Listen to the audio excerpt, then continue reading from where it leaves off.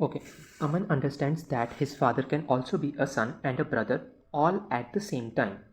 This suggests that Aman is in dash stage. तो इसमें कहा गया है कि अमन ये अंडरस्टैंड करता है कि जो उसके फादर हैं वह एक ही समय पे किसी के बेटे और किसी के भाई हो सकते हैं। तो कहते इससे ये आइडिया लगता है कि अमन इस स्टेज में होगा। तो हमें most appropriate answer find out करना है ऑप्शंस में से। तो फर्स्ट स्टेज सेंसरी मोटर ही होती है according to Jean Piaget's theory of cognitive development. Second stage pre operational ही होती है। Third concrete operational, formal operational. तो ये सीक्वेंस में ही दे रखी हैं स्टेजेस हम लोग को। अब हमें ये सोचना है कि कौन से कॉन्सेप्ट की क्वेश्चन में बात हो रही है।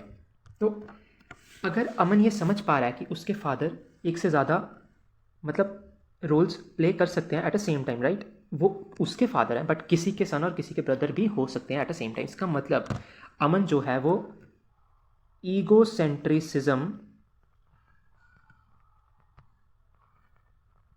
में नहीं है, मतलब उसमें ईगोसेंट्रिसिज्म एग्जिस्ट अब नहीं कर रहा, वो इससे बाहर है। मतलब वो दूसरों के पर्सपेक्टिव से भी सोच पा रहा है।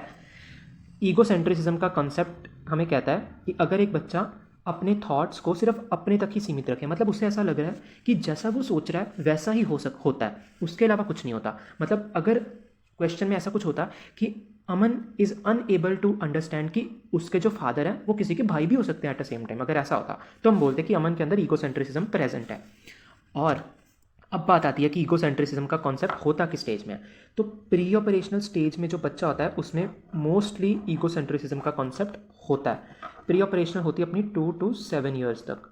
तो अब प्याजे बोलते हैं कि 7 ईयर्स के आसपास ईगोसेंट्रिसिज्म जो है वो अपना लगभग ख़त्म हो जाता है।